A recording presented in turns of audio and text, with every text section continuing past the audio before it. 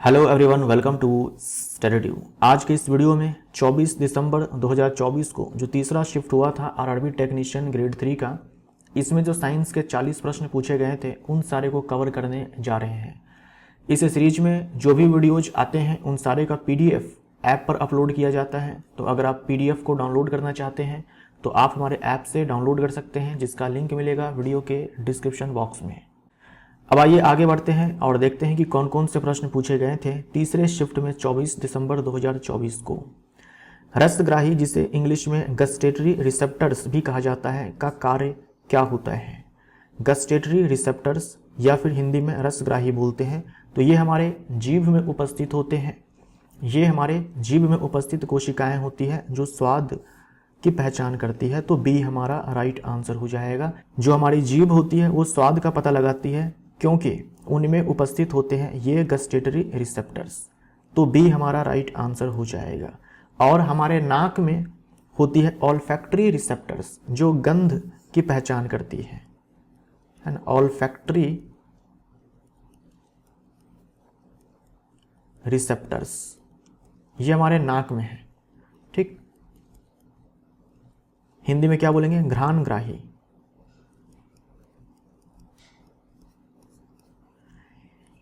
तो olfactory receptors हमारे नाक में है जो गंध की पहचान करती है, और हमारे जीभ में है गस्टेटरी रिसेप्टर्स जो स्वाद की पहचान करती है।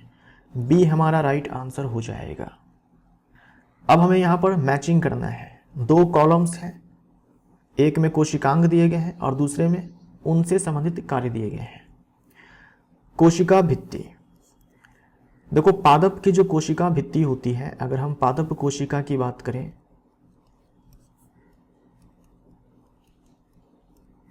तो इसमें जो कोशिका भित्ति होती है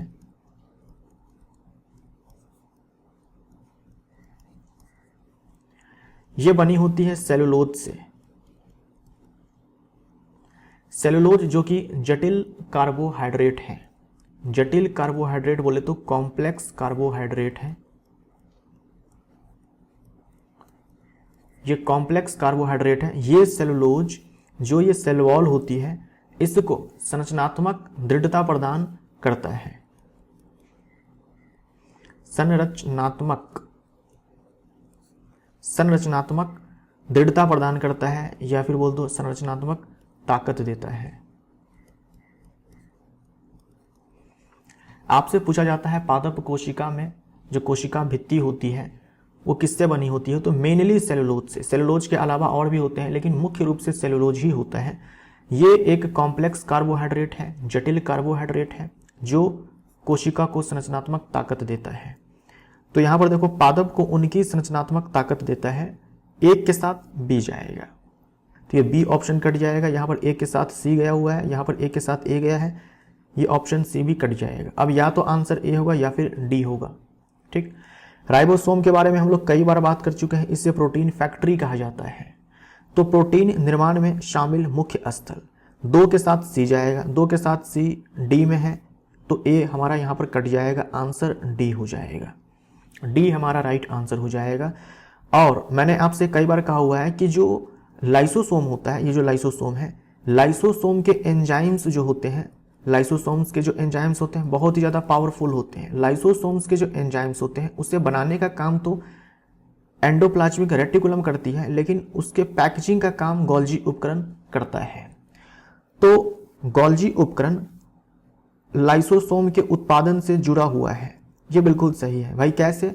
तो लाइसोसोम के एंजाइम्स को पैक करने का काम ये गोल्जी उपकरण करता है। तो 4 के साथ डी जाएगा जो कि डी ऑप्शन में है।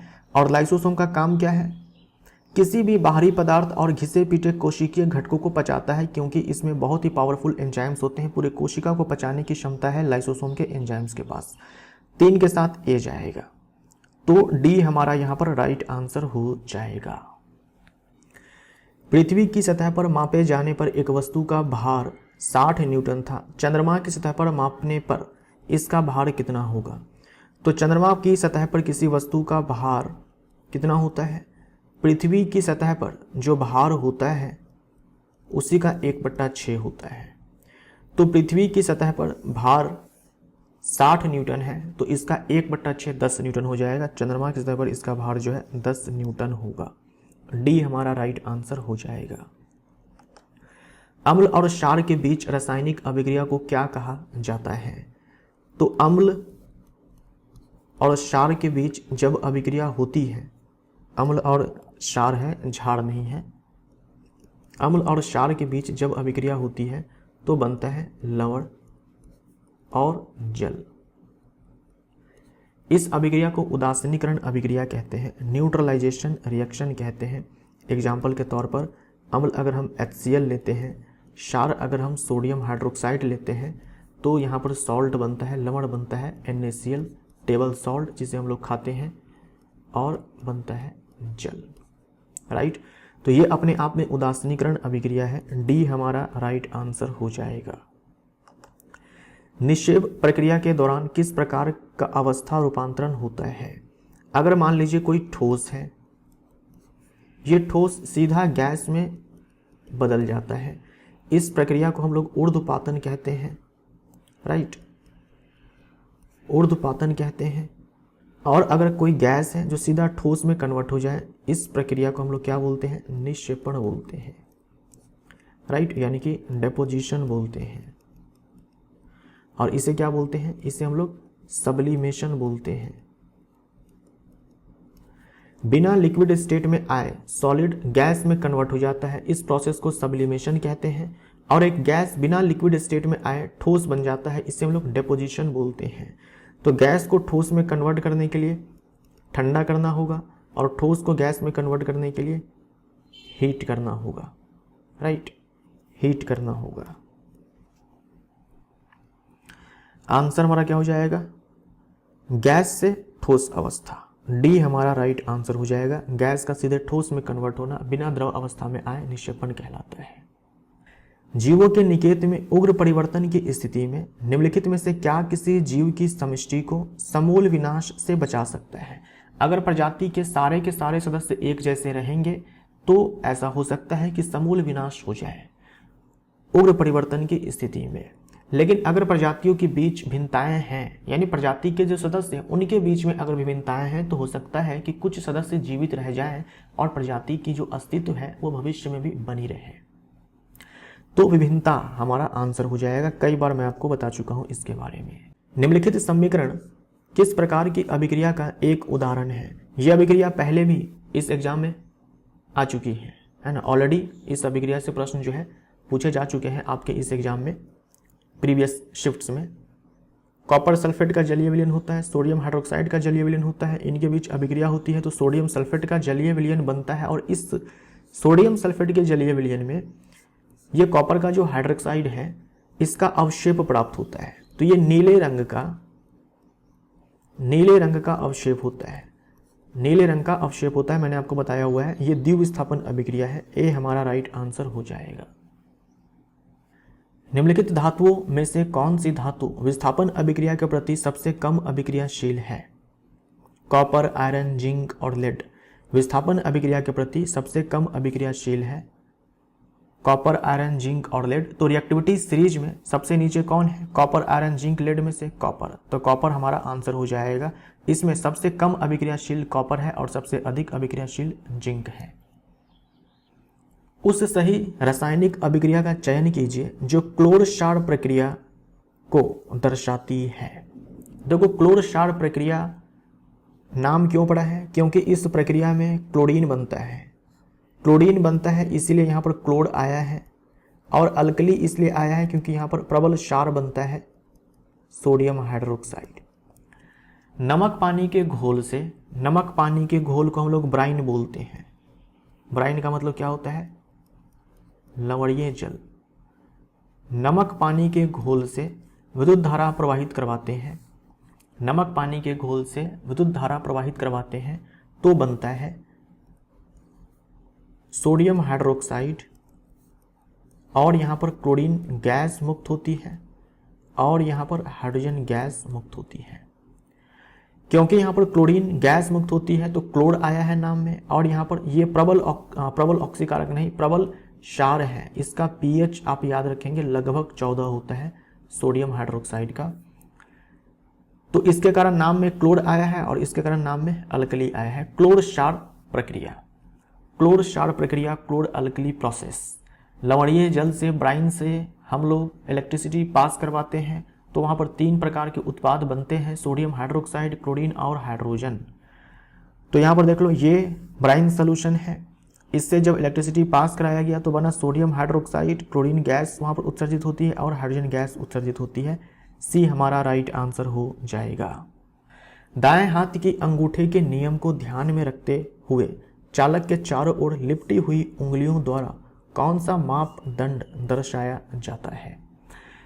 दाएं हाथ की अंगूठे के नियम को ध्यान में रखते हुए, यानी कि दक्षिण हस्त अंगुष्ठ नियम, राइट हैंड थंब रूल की यहाँ पर बात की जा रही है। इसमें हम लोग क्या करते हैं कि सीधे धारावाही चालक को अपने दाहिने हाथ से पकड़ते हैं, अंगूठा को रखते हैं चालक में धारा की दिशा में। ठीक है, मान लीजिए ये सीधी धारावाही चालक है, इससे धारा प्रवाहित हो रही है आई, तो इस दिशा में हम लोग अंगूठा को रखेंगे, पकड़ेंगे दाहिने हाथ से, राइट हैंड से हम लोग इस तार को पकड़ेंगे और अंगूठा को रखेंगे धारा की दिशा में। बाकी की जो 4 उंगलियां होती हैं जिस दिशा में लिपटी हुई होती है वो हमें चुंबक के क्षेत्र की दिशा देती है। बी हमारा राइट आंसर हो जाएगा। धारावाही चालक को दाहिने हाथ से पकड़ना है, अंगूठा को रखना है धारा की दिशा में, उसके बाद जो बाकी की 4 उंगलियां होती है वो जिस दिशा में लिपटी होती है वही चुंबकीय क्षेत्र की दिशा होती है। बी हमारा राइट आंसर हो जाएगा। रामू 1 न्यूटन का बल प्रयोग करके एक विशाल चट्टान को धकेलने का प्रयास कर रहा है, लेकिन चट्टान जरा भी नहीं हिलती। रामू द्वारा किया गया निवल यानी कि नेट कार्य कितना है, नेट वर्क कितना है? तो ये रामू है जो इस चट्टान को धकेलने का प्रयास कर रहा है, लेकिन चट्टान जो है हिलती भी नहीं है, जरा सा भी नहीं हिलती है, यानी चट्टान का जो विस्थापन है वो 0 है और ये फोर्स पे फोर्स लगाया जा रहा है। तो इसने कार्य कितना किया? तो वर्क बराबर होता है फोर्स इनटू में डिस्प्लेसमेंट। ये फॉर्मूला हम लोग कब लगाते हैं? जब फोर्स और डिस्प्लेसमेंट दोनों की डायरेक्शन जो है वो सेम हो जाए, वैसे केस में। लेकिन यहाँ पर विस्थापन तो 0 है, विस्थापन तो भाई हुआ ही नहीं, तो ऐसे केस में वर्क डन हमारा 0 हो जाएगा। अच्छा, एक ऐसा भी केस है जब फोर्स भी होगा, डिस्प्लेसमेंट भी होगा, फिर भी वर्क 0 होगा, यानी बल भी लगेगा, विस्थापन भी होगा, तो भी कार्य नहीं होगा, 0 होगा कार्य। वो कौन सा केस है? मान लीजिए बल और विस्थापन इनके बीच का जो एंगल होता है वो 90 डिग्री हो जाए, वैसे केस में भी वर्क डन हमारा 0 आएगा। तो अगर फोर्स 0 हो जाए तो वर्क 0 हो जाएगा, डिस्प्लेसमेंट 0 हो जाए तो वर्क 0 हो जाएगा। अगर फोर्स और डिस्प्लेसमेंट ये दोनों 0 नहीं है, लेकिन इनके बीच का एंगल 90 डिग्री है, ये एक दूसरे के लंबवत है, वैसे केस में भी वर्क जो है 0 ही आएगा। डी हमारा राइट आंसर हो जाएगा। आप एक दीवार को धक्का दे रहे हैं लेकिन दीवार जरा सा भी नहीं हिलती है, तो आपके द्वारा किया गया कार्य 0। एक गाड़ी समान वेग से गतिमान है और गाड़ी को रोकने के लिए विपरीत दिशा में एक अवमंदन बल लगाया गया, बल द्वारा किया गया कार्य क्या होगा? अब गाड़ी जिस दिशा में चल रही है उसके विपरीत दिशा में एक फोर्स लगाया गया है, गाड़ी जिस दिशा में चल रही है उसके विपरीत दिशा में फोर्स लगाया जा रहा है, तो बल द्वारा किया गया कार्य क्या है? राइट, ये मान लीजिए कि गाड़ी है जो इस दिशा में चल रही थी, तो विस्थापन इसी दिशा में है और रोकने के लिए फोर्स विपरीत दिशा में लगाया गया है ना, विपरीत दिशा में फोर्स लगाया गया। तो अब यहां पर देखो, जो विस्थापन की दिशा है और जो फोर्स की दिशा है इसके बीच एंगल है 180 डिग्री। ये एक दूसरे के एंटी पैरेलल है, अपोजिट दिशा में पैरेलल है। ऐसे केस में वर्क डन हमारा निगेटिव आता है, ऐसे केस में वर्क डन हमारा निगेटिव आता है। अगर मान लीजिए दोनों सेम दिशा में होते हैं तो अभी मैंने आपको बताया जो कार्य होगा वो हमारा धनात्मक होगा। अगर मान लीजिए दोनों एक दूसरे के लंबवत हैं, वैसे केस में मैंने अभी आपको बताया कार्य जो है हमारा वो 0 आएगा। तो यहां पर क्या हो जाएगा? ऋणात्मक। ए हमारा राइट आंसर। कोयले का जलना किस प्रकार की रासायनिक अभिक्रिया का एक उदाहरण है?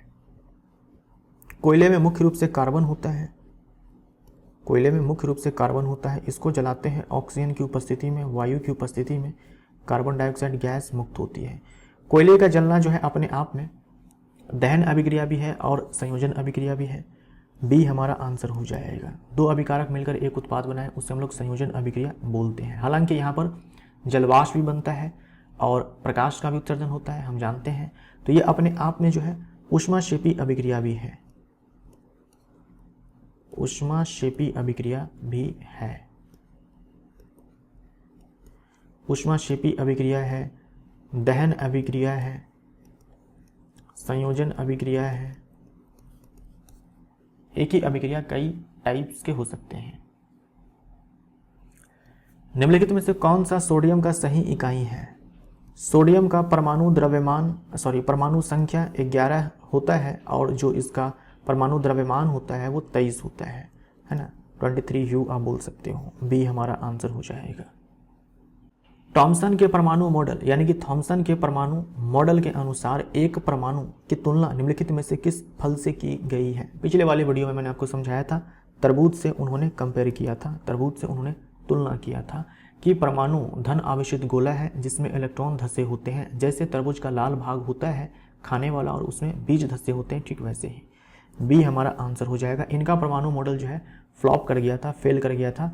जे थॉमसन पहले वैज्ञानिक थे जिन्होंने परमाणु मॉडल दिया था, यानी परमाणु की संरचना से संबंधित मॉडल दिया था, और यही वो वैज्ञानिक है जिन्होंने इलेक्ट्रॉन की खोज की थी। अपवर्तनांक निम्नलिखित में से किससे संबंधित है?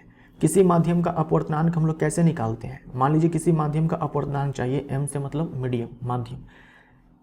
जिस माध्यम का आपको अपवर्तनांक चाहिए, हम क्या करते हैं कि जो निर्वात में प्रकाश की चाल होती है, यानी कि इतनी चाल होती है, इसमें भाग लगाते हैं जिस माध्यम का अपवर्तनांक चाहिए उस माध्यम में प्रकाश के चाल से। तो दो अलग अलग माध्यम में प्रकाश के गमन की चाल हम बोल सकते हैं। सी हमारा राइट आंसर हो जाएगा। निम्नलिखित में से किस अणु में एकल सहसंयोजी आबंध होता है, यानी single covalent bond? Single covalent bond, ये सिंगल कोवैलेंट बॉन्ड, ये डबल बॉन्ड और ये triple bond. Single covalent, double covalent, triple covalent. तो ऑक्सीजन में ऑक्सीजन के बीच डबल बॉन्ड होता है। नाइट्रोजन यानी कि N2 में नाइट्रोजन के बीच ट्रिपल बॉन्ड होता है।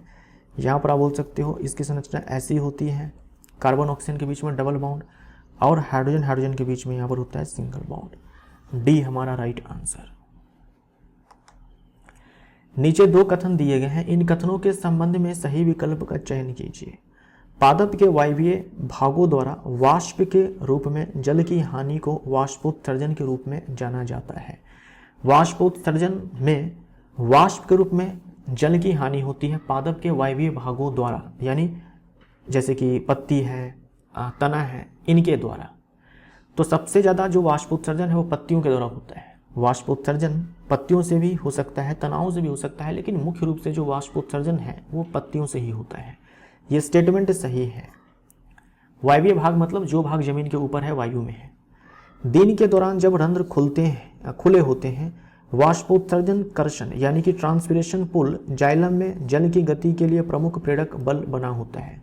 दिन के दौरान जब रंध्र खुले होते हैं उस समय वाष्पोत्सर्जन ज़्यादा होता है, जल तनाव की स्थिति जो है उस समय ज़्यादा उत्पन्न होती है, जिससे ट्रांसपिरेशन पुल क्रिएट होता है, वाष्पोत्सर्जन कर्षण उत्पन्न होता है और जाइलम में जल की गति तेज होती है। जड़ों से जल का अवशोषण, फिर जड़ से पत्तियों तक जो जल का जाना होता है, इसकी प्रक्रिया जो है तेज हो जाती है वाष्पोत्सर्जन कर्षण के कारण, ट्रांसपिरेशन पुल के कारण। ट्रांसपिरेशन पुल कब क्रिएट होता है? जब जल तनाव की स्थिति उत्पन्न होती है। जल तनाव की स्थिति कब उत्पन्न होती है भाई? जब वाष्पोत्सर्जन की प्रक्रिया तेज होती है। और ये कब तेज होगी? जब रंध्र खुले होंगे, अर्थात दिन में। दोनों कथन सही है, ए और बी दोनों ही सही है। ए हमारा राइट आंसर। ये याद रखिएगा, जड़ों से जो जल का अवशोषण होता है वो परासरण द्वारा होता है। जड़ों से जो जल का अवशोषण होता है वो परासरण द्वारा होता है। निम्नलिखित में से कौन सा लक्षण मायोपिया निकट दृष्टि दोष से संबंधित है? निकट दृष्टि दोष ये अपने आप में एक दोष है, आंखों की समस्या है, जिसे हम लोग बायो में मायोपिया बोलते हैं। इस दोष में क्या होता है? व्यक्ति निकट की वस्तुओं को स्पष्ट रूप से देख सकता है, लेकिन दूर की वस्तुओं को स्पष्ट रूप से नहीं देख सकता है। तो बी हमारा आंसर हो जाएगा। तो इसे हम लोग मायोपिया बोलते हैं और इसे ठीक करने के लिए अवतल लेंस का इस्तेमाल किया जाता है।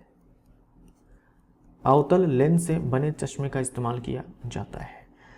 अगर मान लीजिए व्यक्ति दूर की वस्तुओं को स्पष्ट रूप से देख सकता है लेकिन निकट की वस्तुओं को स्पष्ट रूप से नहीं देख सकता है, तो इसे हम लोग बोलते हैं हाइपरमेट्रोपिया।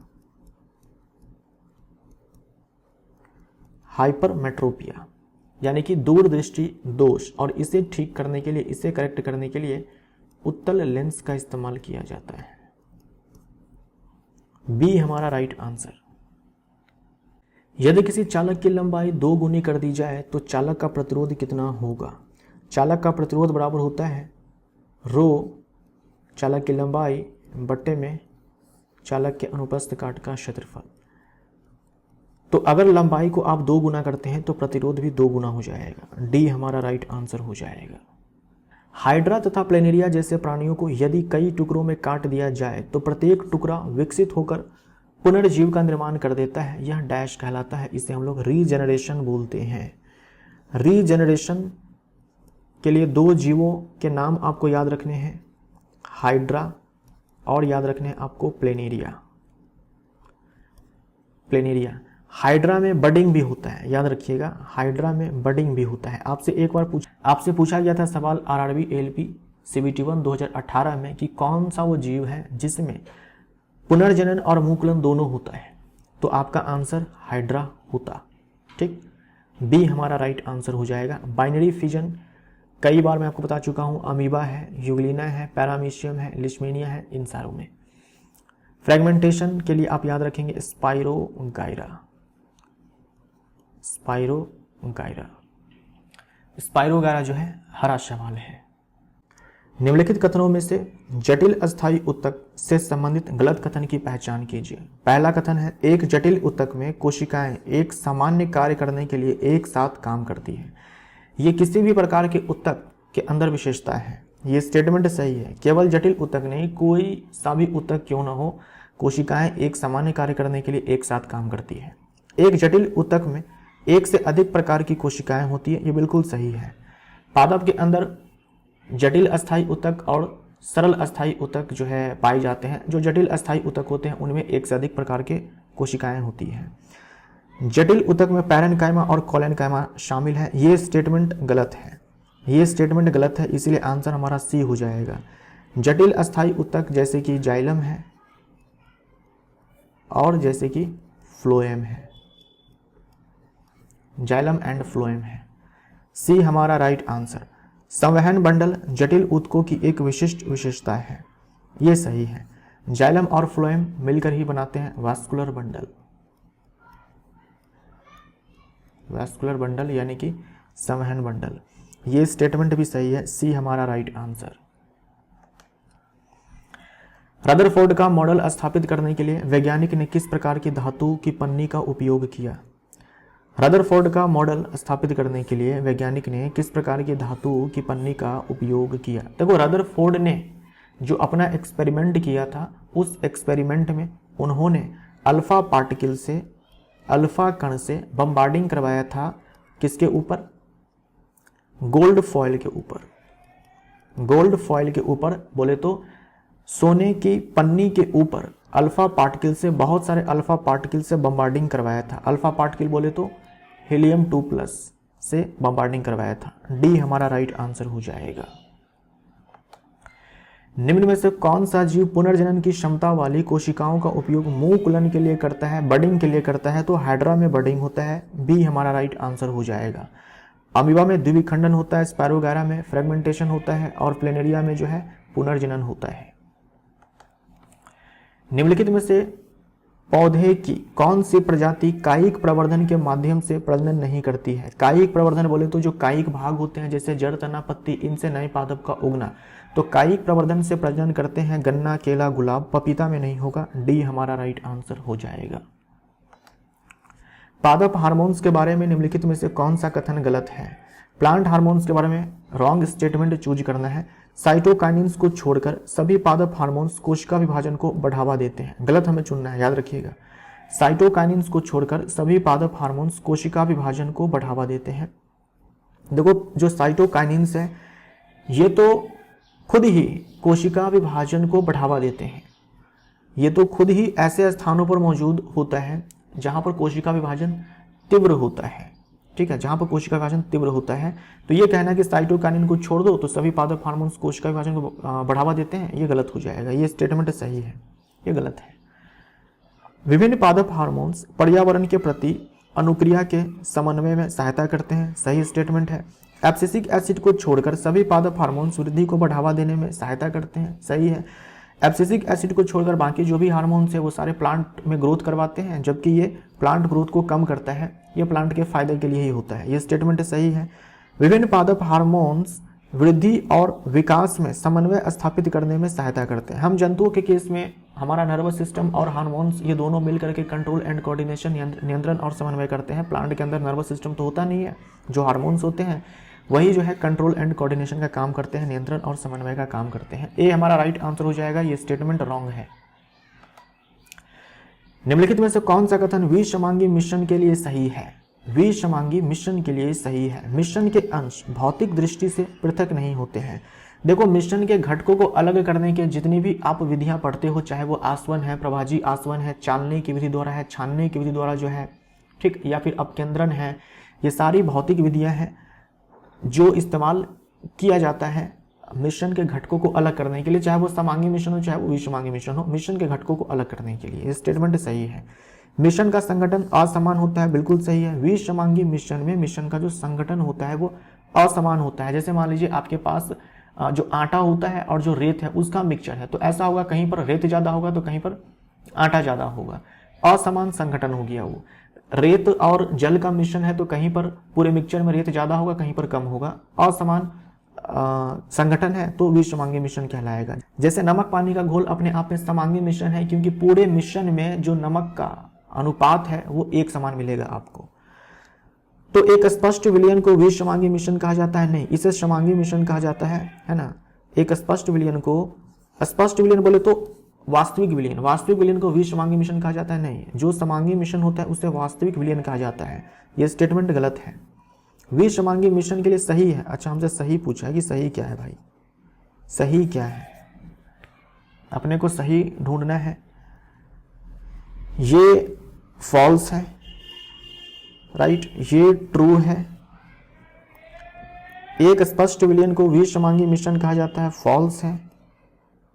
मिश्रण का संगठन एक समान होता है, फॉल्स है। अपने को सही चूज करना है तो बी हमारा राइट आंसर हो जाएगा। अपवर्तन के नियमों के अनुसार निम्नलिखित में से कौन सा या कौन से कथन सही है? आपतित किरण, अपवर्तित किरण और दोनों माध्यमों को पृथक करने वाली पृष्ठ के आपतन बिंदु पर अभिलंब एक ही तल में नहीं होते हैं। लिखा है कि नहीं होते हैं तो यह गलत हो जाएगा, होते हैं, एक ही तल में होते हैं। ये आपतित किरण, ये अपवर्तित किरण और ये जो इंटरफेस है जो दो माध्यमों को अलग करती है, उस पर जो आपतन बिंदु है ना, उस पर जो आपतन बिंदु है, आपतित किरण जहां पर आपतित हो रही है, ये आपतन बिंदु है और इस पर खींचा गया जो अभिलंब है, यानी ये अभिलंब, ये आपतित किरण, ये अपवर्तित किरण सब एक ही प्लेन में होते हैं, एक ही तल में होते हैं, सब के सब एक ही तल में होते हैं। और ये जो आपतन कोण है इसका जो साइन होता है बट्टे में, ये जो अपवर्तन कोण है इसका जो साइन होता है ये होता है कांस्टेंट, ये होता है कांस्टेंट। मतलब इस एंगल को चेंज कर लो, ये एंगल और ये एंगल कुछ भी आ जाए, ये एंगल कुछ भी आ जाए, दोनों के साइन का जो रेशियो होगा वो नहीं बदलेगा, वो कांस्टेंट ही रहेगा। समझे आप? ये आई और आर कुछ भी हो जाए, दोनों का जो साइन होगा उसका जो रेशियो होगा ये नियत होगा। लेकिन इसके लिए कंडीशन क्या है कि माध्यम आपको फिक्स करना पड़ेगा। अलग अलग आप एंगल लो लेकिन माध्यम आपका फिक्स होना चाहिए। साथ में ये जो आपतित किरण है, जो इसकी तरंगदैर्घ्य है, ये भी फिक्स होनी चाहिए। भाई एक ही रंग के प्रकाश को आपको भेजना है, ऐसा नहीं है कि आपने एंगल भी चेंज कर दिया और जो लाइट कलर है वो भी आपने चेंज कर दिया, यानी कि वेवलेंथ भी चेंज कर दिया और इस दोनों को भी चेंज कर दिया। वैसे केस में ये रेशियो कांस्टेंट आपको नहीं मिलेगा। ये रेशियो आपको तभी कांस्टेंट मिलेगा जब आप लाइट भेजेंगे सेम वेवलेंथ वाली और आपके ये दोनों के दोनों जो मीडियम है ये भी आपके फिक्स होने चाहिए। वैसे केस में रेशियो जो है कांस्टेंट आएगा। ये स्टेटमेंट सही है। प्रकाश के किसी निश्चित रंग और निश्चित माध्यमों के युग्म के लिए, यानी ये दोनों युग्म जो है, पेयर जो है फिक्स होने चाहिए, और निश्चित रंग का मतलब हो गया कि वेवलेंथ जो है लाइट की वो फिक्स होनी चाहिए। वैसे केस में आपतन कोण की ज्या यानी कि साइन और अपवर्तन कोण की ज्या यानी कि साइन का अनुपात स्थिर होता है। तो स्टेटमेंट ए जो है गलत है, बी सही है। स्टेटमेंट ए असत्य है और बी सत्य है, ए हमारा राइट आंसर। कोई वस्तु लगाए गए बल के कारण क्षैतिज रूप से विभाजित हो जाती है, इस क्रिया से क्या पता चलता है? कोई वस्तु लगाए गए बल के कारण क्षैतिज रूप से विभाजित हो जाती है, बट जाती है, इस क्रिया से क्या पता चलता है? बल वस्तु के द्रव्यमान को बढ़ाता है, ऐसा कुछ नहीं है। बल वस्तु के द्रव्यमान को कम करता है, ऐसा कुछ नहीं है। बल वस्तु के जड़त्व को बढ़ाता है, नहीं। द्रव्यमान बढ़ता तो जड़त्व बढ़ता। हाँ, ये बोल सकते हैं कि बल ने कुछ कार्य किया है, वस्तु को विभाजित कर दिया है। जब बेरियम क्लोराइड सोडियम सल्फेट के साथ अभिक्रिया करता है तो निम्नलिखित में से किस उत्पाद का निर्माण होता है? तो ये रिएक्शन जो है, यह अभिक्रिया कई बार आपसे पूछा जा चुका है आपके इस वाले एग्जाम में। मैंने आपको बताया कि बेरियम सल्फेट का श्वेत अवशेप प्राप्त होता है, बेरियम सल्फेट का श्वेत अवशेप प्राप्त होता है सोडियम क्लोराइड के जलीय विलयन में। ये अपने आप में द्विविस्थापन अभिक्रिया है। पारिस्थितिकी तंत्र से संबंधित निम्नलिखित में से कौन से कथन सही है? ओजोन ऑक्सीजन के 3 परमाणुओं द्वारा निर्मित एक अणु है। ओजोन का फॉर्मूला ये होता है, ओजोन के एक अणु में ऑक्सीजन के 3 परमाणु हैं। ऑक्सीजन जीवन के सभी वायवीय स्वरूपों के लिए आवश्यक है। भाई, जो भी जीव है जिनको जीने के लिए वायु चाहिए, ऑक्सीजन चाहिए, उनके लिए आवश्यक है। बिल्कुल सही है, ये स्टेटमेंट सही है, ये स्टेटमेंट सही। ओजोन विषहीन है, नहीं, ओजोन जो है जहरीली गैस है, तो ये स्टेटमेंट गलत है। केवल 1 और 2 सही है। ओजोन गैस जहरीली गैस है। एक धावक r त्रिज्या के वृत्ताकार पथ पर एक समान चाल से गति कर रहा है और वह t सेकंड में एक चक्कर पूरा करता है। धावक की चाल कितनी है? तो चाल बराबर दूरी बट्टे में समय होता है। एक चक्कर लगाने में वृत्त के परिधि के बराबर वो डिस्टेंस कवर कर लेगा और समय लगता है t, राइट। हमें यहाँ पर जो त्रिज्या है वो कैपिटल R के फॉर्म में दिया हुआ है, तो 2 पाई r/t हमारा आंसर हो जाएगा। डी हमारा राइट आंसर। दिए गए पदार्थों में से कौन से पदार्थों की प्रकृति जैव निम्नीकरणीय नहीं है? जैव निम्नीकरणीय नहीं है, तो सब्जी के छिलके जैव निम्नीकरणीय है। खराब खाद्य पदार्थ जैव निम्नीकरणीय। आपने देखा होगा घर में कुछ खाना वगैरह रह जाता है या खाने पीने की चीज़ होती है, अगर आप उसको ऐसे डस्टबिन में डाल देते हो तो 3-4 दिन में कीड़े लग जाते हैं, उनका अपघटन होने लगता है। प्लास्टिक के बोतलों के साथ ऐसा नहीं होगा। प्लास्टिक की बोतल डाल दो कहीं पर, ऐसे पड़ा रहेगा वो, कोई कीड़ा नहीं लगने वाला है, क्योंकि उसका जैविक अपघटन नहीं होता है। तो केवल बी, जैव निम्नीकरणीय नहीं है, तो केवल बी, प्लास्टिक की बोतलें। डी हमारा राइट आंसर। एक लंबी विद्युत धारावाही परिनालिका के अंदर उत्पन्न चुंबकीय क्षेत्र रेखाएं निम्नलिखित में से किसके समरूप होती है? धारावाही परिनालिका क्षण चुंबक के भांति व्यवहार करती है, क्षण चुंबक के भांति व्यवहार करती है। सी हमारा राइट आंसर हो जाएगा। ऑलरेडी हम लोग बात कर चुके हैं इसके ऊपर। चंद्रमा और सूर्य के कारण उत्पन्न ज्वार भाटा के लिए निम्नलिखित में से कौन सा बल उत्तरदायी है? तो ज्वार भाटा के लिए जो बल उत्तरदायी है वो है गुरुत्वाकर्षण बल। सी हमारा राइट आंसर हो जाएगा। परमाणु में नाभिक और इलेक्ट्रॉन के बीच में जो बल कार्य करता है वो होता है स्थिर वैद्युत बल, और नाभिक में प्रोटॉन प्रोटॉन के बीच, न्यूट्रॉन प्रोटॉन के बीच, न्यूट्रॉन प्रोटॉन के बीच जो बल कार्य करता है वो होता है नाभिकीय बल। ये नेचर में जितने भी प्रकार के बल होते हैं उसमें सबसे मजबूत बल होता है मजबूत नाभिकीय बल। निम्नलिखित में से कौन अंडे को अंडाशय से गर्भाशय तक ले जाता है? तो अंडे का उत्सर्जन होता है अंडाशय से। एक बार अंडाशय से अंडे का जब उत्सर्जन हो जाता है तो वो जो अंडा होता है, एग होता है, वो आता है फेलोपियन ट्यूब में। फेलोपियन ट्यूब में ही निषेचन होता है। निषेचन के बाद जो जायगोट बनता है वो गर्भाशय तक पहुंचता है। ए हमारा राइट आंसर हो जाएगा। निम्नलिखित में से कौन सी कवक में ऊर्ध्व तंतुओं पर सूक्ष्म गुच्छ संरचनाएं हैं जो जनन में सम्मिलित होती है? तो इसके बारे में भी हम लोग बात कर चुके हैं। ये तंतु होता है जिस पर ऐसे गोल गोल संरचनाएं जो है बनती है, इसे हम लोग स्पोरेंजियम बोलते हैं। स्पोरेंजियम सिंगुलर वर्ड है, स्पोरेंजिया प्लूरल वर्ड है। और इस स्पोरेंजियम के भीतर स्पोर्स बनते हैं, बीजाणु बनते हैं। जब ये स्पोरेंजियम परिपक्व हो जाएगा, मैच्योर हो जाएगा, तो ये फट जाएगा। फटने के बाद जो है ये सारे के सारे स्पोर्स ऐसे हवा में फैल जाएंगे। जहाँ जहाँ गिरेंगे, अगर वहाँ का वातावरण इसके अनुकूल हुआ तो वहाँ पर जो फंगस है, जो कवक है, वो ग्रो कर जाएंगे। तो स्पोरेंजिया हमारा आंसर हो जाएगा, ए हमारा राइट आंसर हो जाएगा। इस गोल गोल संरचना की बात की गई है, इसे हम लोग हिंदी में बीजाणुधानी बोलते हैं, स्पोरेंजियम, है ना। स्पोरेंजियम सिंगुलर वर्ड है, स्पोरेंजिया यहाँ पर प्लूरल वर्ड है। ए हमारा राइट आंसर। रक्तचाप, लार आना, उल्टी सहित अनैच्छिक क्रियाओं को किसके द्वारा नियंत्रित किया जाता है? हमारे पास मस्तिष्क का भाग होता है मेडुला, इसके द्वारा नियंत्रित किया जाता है। देखिए, खांसना, छींकना, उल्टी आना, उसके बाद श्वसन दर, उसके बाद रक्तचाप, ब्लड प्रेशर, हार्ट रेट बोल सकते हो। ये सारी वो क्रियाएं हैं, जैसे दिल का धड़कना, आप सोए रहते हैं तो भी दिल धड़कता है, सांसें आप सोए रहते हैं तो भी आप लेते हैं, कुछ भी कर रहे होते हैं तो सांसें जो है चलती रहती है। तो ये सारी जो क्रियाएं हैं ये अनैच्छिक क्रियाएं हैं, इन पर हमारा कंट्रोल नहीं होता है, ये सब नियंत्रित किया जाता है पश्च मस्तिष्क का जो मेडुला वाला भाग है, पश्च मस्तिष्क का जो मेडुला है उसके द्वारा। सी हमारा राइट आंसर। एक गोलाकार दर्पण का द्वारक क्या होता है? जैसे मान लीजिए ये अवतल दर्पण है, इसका द्वारक क्या होगा? तो जो ये परावर्तक सतह है, ये परावर्तक सतह है, इसका जो व्यास होता है यानी कि ये डिस्टेंस, इसे हम लोग बोलते हैं अपर्चर।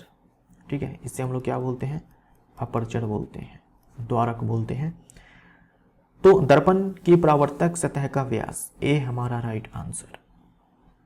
धातुओं के वायु के साथ अभिक्रिया करने पर निर्मित उत्पाद का नाम क्या होगा? वायु के साथ अभिक्रिया का मतलब होता है ऑक्सीजन के साथ अभिक्रिया। तो धातु जब ऑक्सीजन के साथ अभिक्रिया करेगी तो उसका ऑक्साइड मिलेगा, ए हमारा राइट आंसर हो जाएगा। दोस्तों, यहाँ पर ये वीडियो समाप्त होता है। आज की इस वीडियो में हम लोगों ने 24 दिसंबर 2024 को तीसरे शिफ्ट में जो प्रश्न पूछे गए थे 40 विज्ञान के, उन सारे को कवर किया है। मिलते हैं अगले वीडियो में। Thank you so much.